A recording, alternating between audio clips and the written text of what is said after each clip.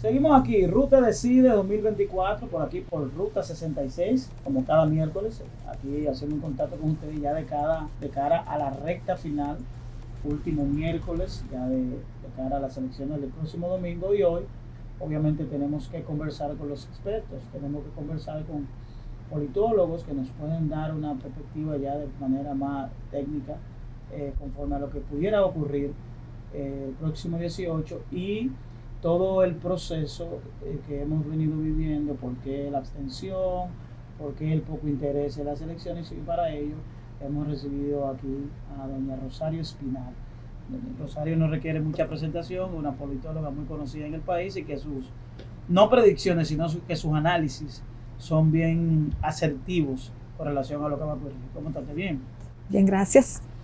Este proceso electoral de cara a las elecciones municipales, específicamente, ¿qué de diferente tiene con relación a los procesos anteriores? Bueno, esta es la segunda vez que se celebran elecciones municipales separadas de las legislativas y presidenciales, porque aunque en el pasado hubo varios periodos desde el 96, cuando se cambió la Constitución en el 94, se estableció las elecciones cada 2 años. Un año era presidencial, en el 96, porque les redujeron 2 años a Balaguer, en la reforma del 94. Entonces, en esa reforma de la Constitución de 1994 se acordó que habrían elecciones presidenciales en el 96, Balaguer gobernaría solo esos 2 años, y luego en el 98, legislativas y municipales. ¿Por qué hicieron eso? Porque en la República Dominicana se popularizó a principios de los años 90 la idea de que si se separaban las elecciones se evitaba o se reducía el arrastre. ¿Qué es el arrastre? Es cuando el candidato, vamos a decir, el presidente en reelección te puede influir mucho para que ese partido gane en otras posiciones, gane mayoría, que gane el Congreso y en el municipal, gane la mayoría de las alcaldías, gane la mayoría de la senaduría, de las diputaciones. Entonces, como nosotros veníamos en este país de muchos años de elecciones concurrentes, es decir, todas juntas, bueno, se popularizó la idea de que separar las elecciones iba a evitar el arrastre. Cambiar ese contexto. Yo me he opuesto a eso. Okay. A diferencia de mucha gente que ha opinado al respecto, yo me he opuesto a la separación de elecciones. Es decir, ¿usted estaría de acuerdo con la unificación de las elecciones? Siempre. Un solo proceso electoral, una sola fecha. Siempre he estado de acuerdo. Y si no va a ser así, habría que pensar muy bien cuándo se colocan las municipales. Pero voy a explicar eso más tarde. Pero siempre he estado de acuerdo, preferiría las unificadas. ¿Por qué? Cuando tú separas elecciones, sea cualquiera que separe, sea que hagas solo municipales o hagas municipales con legislativa, si las separa de las presidenciales, esas elecciones tienden a contar con menos votos, o sea, menos electores. Es decir, que el escenario que vivimos ahora del poco interés obedece a que no es presidencial. Y las elecciones presidenciales te mueven, te motivan más.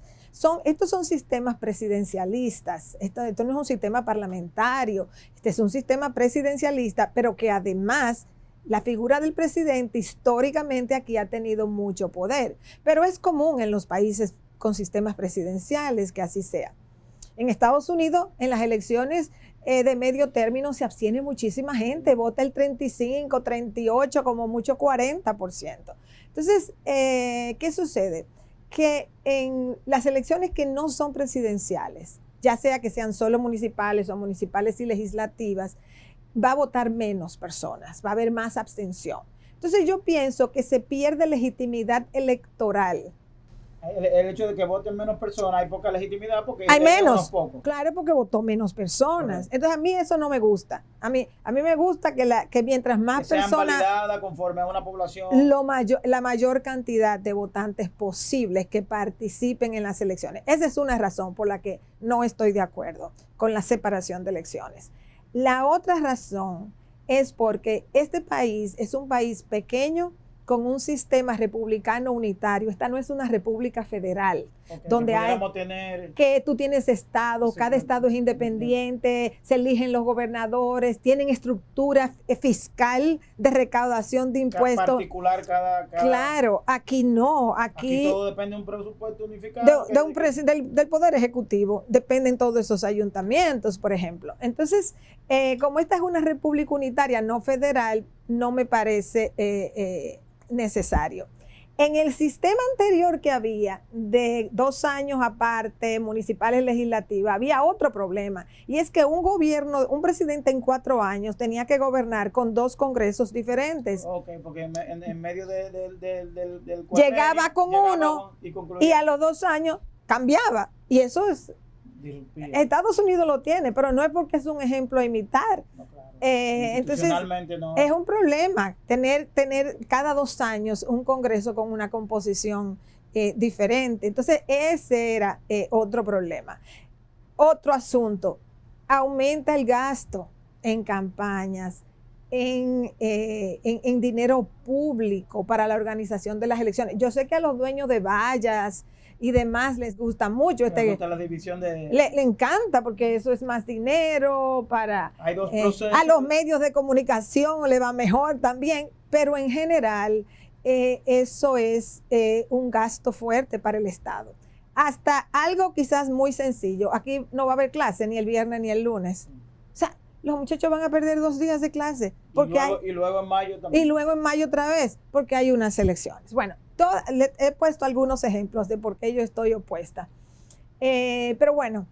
Entonces, ¿a qué fórmula usted apostaría? ¿A unificación total de las elecciones concurrentes o municipales y congresuales y presidenciales? En mi orden de preferencia, sí, yo las pondría todas juntas. Todas juntas. Y si quieren separar las municipales, que no las pongan en febrero. En febrero la gente está en celebrar el día del amor y la amistad, el carnaval, las fiestas patrias. Acabamos de pasar diciembre, enero, que tiene muchas festividades. Entonces, ¿cómo ¿puede ser el mismo mes? Febrero y mayo. Bueno, no, que la pongan a 6 meses. 6 meses. Es mejor que la pongan a 6 meses, 8 meses, como que la pongan el año anterior, en octubre, septiembre del año anterior. Pero bueno, eso no importa lo que yo esté diciendo aquí porque ese no es el caso. Fíjense, en el año 2010, en la Constitución que Leonel proclamó, volvieron a cambiar el sistema de la programación electoral. Sí, porque era municipales y congresuales. Entonces, ahora son solo municipales. Mira lo que pasó en la Constitución del 2010.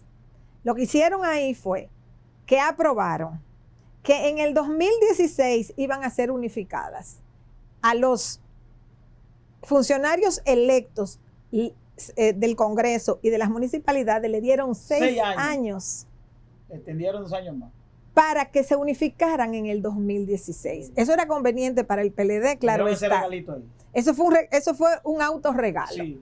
Pero eso era negativo en ese sentido. Pero lo positivo era que se unificaron las elecciones en el 2016 para las personas como yo que creen que deben unificarse. Ahora bien, ¿qué pasó? Esa idea de separar las elecciones prevaleció. Entonces la unificaron para el 16, pero la separaron para el 20. En la Constitución del 2010 es que está todo eso. Sí.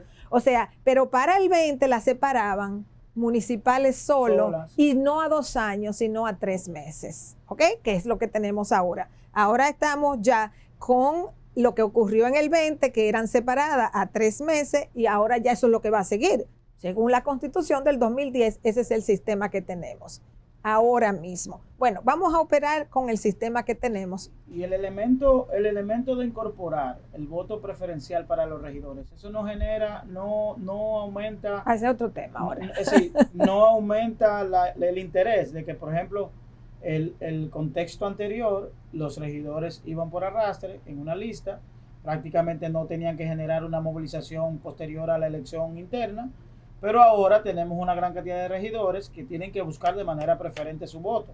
Eso no ha impactado en términos del interés que debe tener el votante. No. ¿Por qué? Eso ha impactado en que la gente va a ir a votar y a tener que escoger un regidor o regidora, candidato, sin saber por quién está votando. En la mayoría de los casos, la ciudadanía al día de hoy, y hoy es casi hoy es miércoles, estamos a 4 días de la elección. Exacto, hoy a 4 días de las elecciones, te aseguro que la inmensa mayoría de los votantes, no te voy a decir ni siquiera del electorado en general, del país político, de los que van a ir a votar el domingo, de los que van a ir a votar, no saben por qué regidores van a votar, por qué regidor, porque es uno que tú tienes que marcar.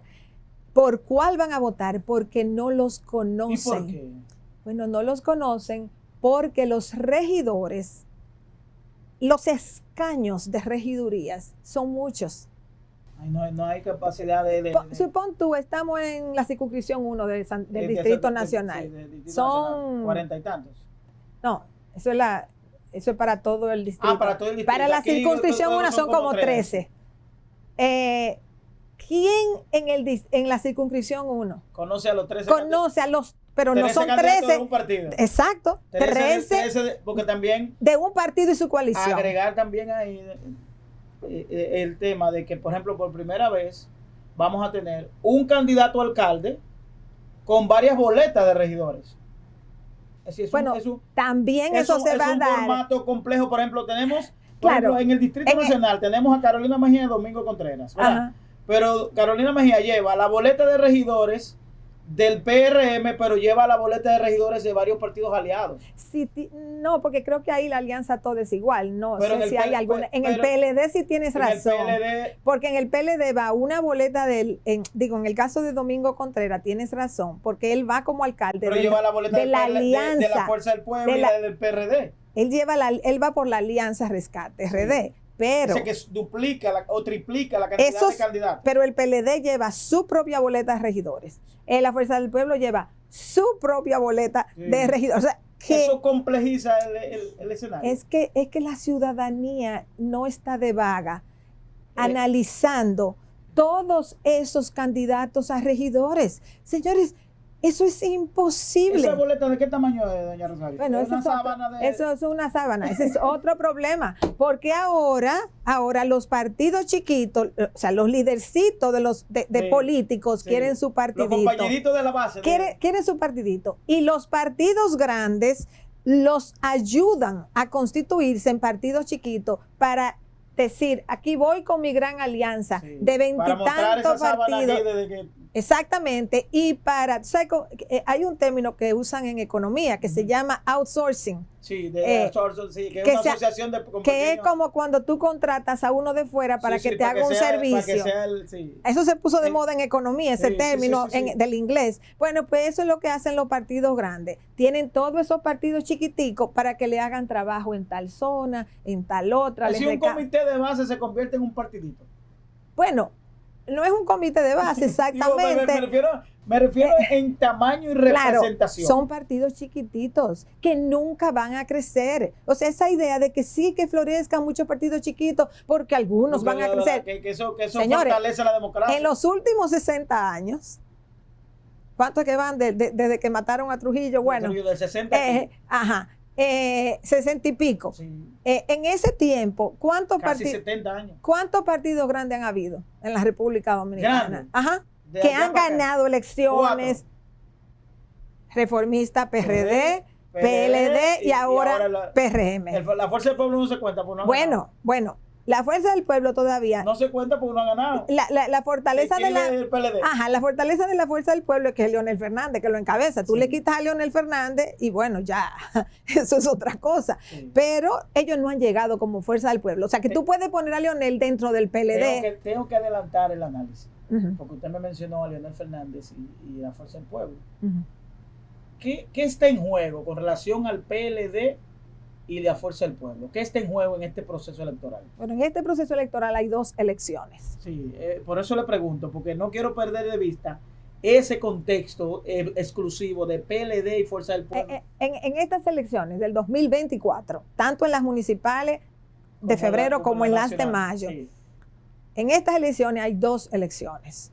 Unas elecciones son entre el PRM y aliados, PRM como partido en el poder, y la oposición, PLD, Fuerza del Pueblo, PR, todo el que se junte en la oposición, ¿verdad? Esas son unas elecciones. Las otras elecciones son entre el PLD y la Fuerza del Pueblo, que se hayan unido en algunas candidaturas hasta la fecha, fundamentalmente municipales, porque ellos llevan boletas separadas en todos los niveles de elección plurinominales, o sea, regidores, diputados, o sea, en todo lo que se llaman posiciones plurinominales.